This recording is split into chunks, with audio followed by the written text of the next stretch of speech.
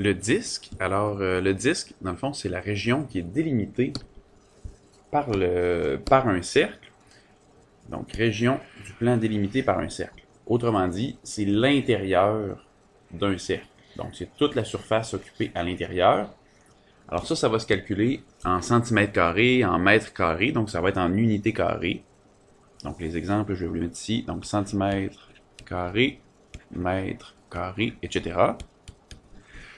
Et la formule qu'on va utiliser pour calculer l'aire d'un disque, c'est celle-ci. Donc l'aire d'un disque est égale à pi r carré. Donc on peut la simplifier. Donc l'aire d'un disque, on peut simplement le représenter par la lettre A pour r.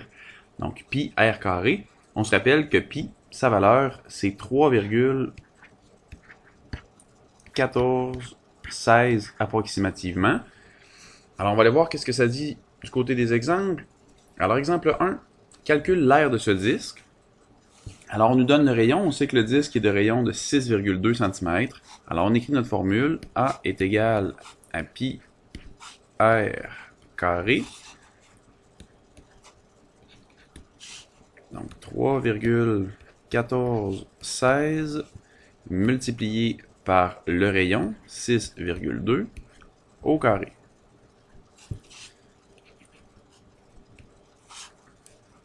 Alors, 3,1416 multiplié par 6,2 au carré, ça donne 38,44. Ce qui nous donne une aire totale de 120,8 cm².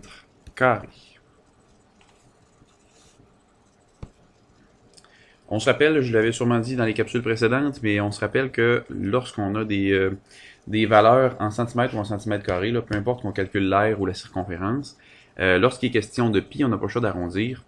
Donc, si vous arrivez à une réponse qui est comparable à la mienne, par exemple, si vous arrivez à 120,76, on assume que c'est la même réponse. Donc, ça dépend où est-ce qu'on a arrondi, où est-ce qu'on a arrondi pi, donc est-ce qu'on a utilisé le pi de la calculatrice, etc. Donc, ça fait varier un petit peu la valeur de la réponse. Exemple 2. Donc, dans cet exemple-là, on connaît le diamètre qui mesure 7 cm. Dans un problème comme celui-là, malheureusement, il n'y a pas de formule qui va nous permettre de trouver directement l'aire à partir du diamètre. Alors, on commence par l'étape 1, c'est-à-dire trouver notre rayon à partir du diamètre. Donc, notre rayon, eh bien, on sait que le rayon est égal au diamètre divisé par 2. Donc, si c'est égal au diamètre divisé par 2, eh bien, notre rayon, ça sera égal à 7 divisé par 2. Donc, le rayon est égal à 3,5 cm. Du moment que j'ai mon rayon, je vais pouvoir faire mon étape 2, qui est le calcul de l'aire de ce disque-là.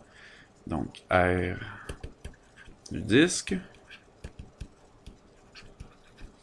Donc, la formule d'aire de mon disque, A est égal à pi r carré.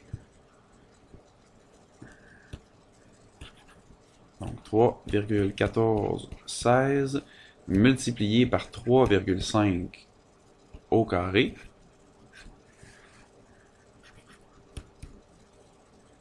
Alors, 3,1416 multiplié par 3,5 au carré, ça donne 12,25. Donc, ça me donne une aire de 38,48. Et ça, c'est des centimètres carrés. Dernier exemple pour l'aire d'un disque.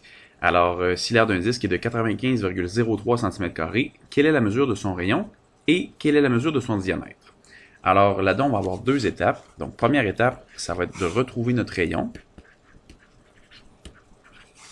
Alors, on va écrire notre formule d'aire de disque. A est égal à pi r carré. On sait que l'aire de ce disque-là, c'est 95,03.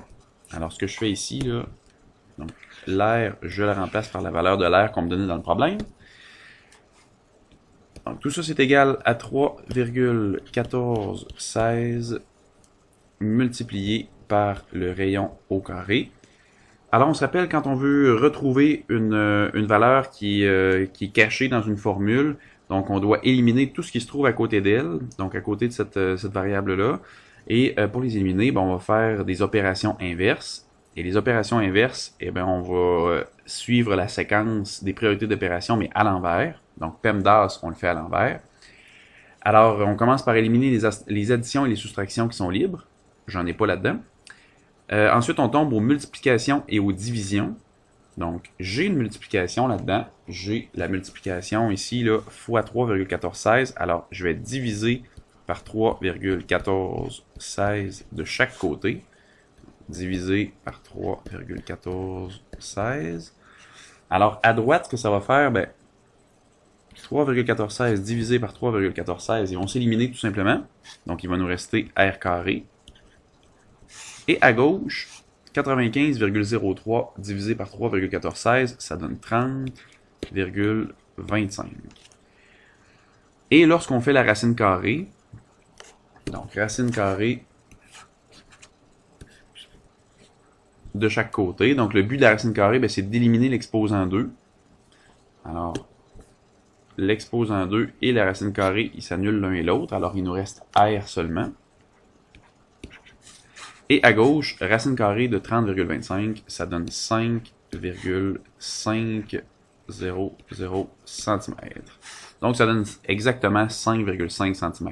Les deux zéros que j'ai placés à la fin, donc si on les entre sur une calculatrice, c'est pas pertinent de les mettre, là, la calculatrice va les enlever elle-même. Mais c'est pour dire que la valeur qu'on a trouvée, c'est vraiment exactement 5,5 cm. Étape numéro 2, trouver notre diamètre. Parce que dans cette question-là, on nous demandait de trouver le rayon et on nous demandait de trouver le diamètre. Donc, il y avait vraiment deux étapes à faire. Alors, étape 2, trouver le diamètre. Pour trouver notre diamètre, ben, si on a notre rayon, on sait que notre rayon, c'est égal à notre diamètre divisé par 2, ou encore que notre diamètre, c'est égal à 2 fois le rayon. Alors, si notre diamètre, c'est égal à 2 fois le rayon, eh bien, 2 fois 5,5 ou 5,500, là, peu importe comment vous l'écrivez, ça va arriver exactement à la même réponse. Donc, ça nous donne un diamètre de 11,00 cm. Donc, encore une fois, là, je vous l'ai dit, je garde les deux zéros pour montrer que c'est pas un arrondi. Là. Ben, c'est un arrondi, mais je suis précis là, au moins jusqu'au dernier zéro. Donc, c'est la réponse, une réponse précise avec 4 chiffres là, que je vous ai donné. Et si je l'écris sur une calculatrice, comme je disais tantôt, là, je peux simplement écrire 11. Ça donnerait la même valeur sur la calculatrice.